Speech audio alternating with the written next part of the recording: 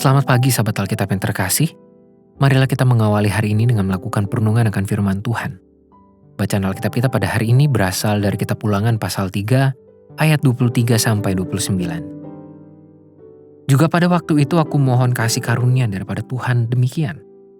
Ya Tuhan Allah, Engkau telah mulai memperlihatkan kepada hamba-Mu ini kebesaran-Mu dan tangan-Mu yang kuat. Sebab Allah manakah di langit dan di bumi yang dapat melakukan perbuatan perkasa seperti Engkau? Biarlah aku menyeberang dan melihat negeri yang baik yang di seberang sungai Yordan, tanah pegunungan yang baik itu, dan gunung Libanon. Tetapi Tuhan murka terhadap aku oleh karena kamu, dan tidaklah mendengarkan permohonanku. Tuhan berfirman kepadaku, cukup, jangan lagi bicarakan perkara itu dengan aku. Naiklah ke puncak gunung Pisga dan layangkanlah pandanganmu ke barat, ke utara, ke selatan, dan ke timur. Dan lihatlah baik-baik, sebab sungai Yordan ini tidak akan kau seberangi. Dan berilah perintah kepada Yosua, kuatkan dan teguhkanlah hatinya, sebab dialah yang akan menyeberang di depan bangsa ini, dan dialah yang akan memimpin mereka sampai mereka memiliki negeri yang akan kau lihat itu. Demikianlah kita tinggal di lembah di tentangan Bet Peor. Nampaknya hampir setiap orang ingin mendapatkan pengakuan atau mendapatkan hasil dari apa yang sudah ia lakukan. Lagi pula untuk apa seseorang bersusah payah mengerjakan sesuatu jikalau hasilnya akan dinikmati justru oleh orang lain. Namun kondisi seperti inilah yang dialami oleh Musa sesuai perikop bacaan pada hari ini.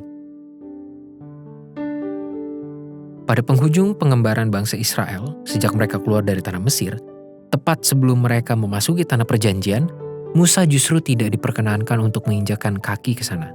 Alasannya memang tidak secara eksplisit dituliskan pada Ulangan 3 ini. Namun besar kemungkinan masih ada hubungan dengan peristiwa di Meriba. Secara lebih dramatis, pada satu sisi terkesan miris adalah Musa diberikan mandat oleh Tuhan untuk mempersiapkan Yosua sebagai penggantinya memimpin bangsa Israel memasuki tanah perjanjian. Tentu saja hal ini bukanlah sesuatu yang dengan mudah begitu saja dilakukan oleh Musa. Mengingat berdasarkan permohonannya kepada Tuhan telah menunjukkan bahwa Musa begitu ingin memasuki tanah perjanjian. Terlebih lagi, segala upaya yang telah dilakukan oleh Musa dalam memimpin bangsa Israel kini harus segera digantikan oleh Yosua. Melalui perikop ini kita mendapati beberapa hal sebagai pelajaran praktis dalam menjalani kehidupan beriman. Pertama, keputusan Tuhan bersifat tegas dan tidak dapat dikalahkan untuk mengikuti keinginan manusia sendiri. Kedua, setiap pekerjaan di dalam Tuhan tidak dapat dijalankan untuk mencapai agenda pribadi. Suksesi kepemimpinan dari Musa ke Yosua sesuai dengan perintah Tuhan telah menunjukkan bahwa karya kepemimpinan tersebut tidak dapat dijalankan untuk mencapai keinginan, intensi, atau agenda siapapun kecuali Tuhan itu sendiri. Itulah mengapa negosiasi yang Musa lakukan tetap tidak dapat membatalkan proses pergantian kepemimpinan kepada Yosua. Musa hanya diizinkan untuk menikmati tanah perjanjian secara visual. Sahabat Alkitab, perikop ini tidak hanya menjadi catatan pembelajaran iman bagi Musa seorang diri, tetapi juga bagi setiap kita di masa sekarang.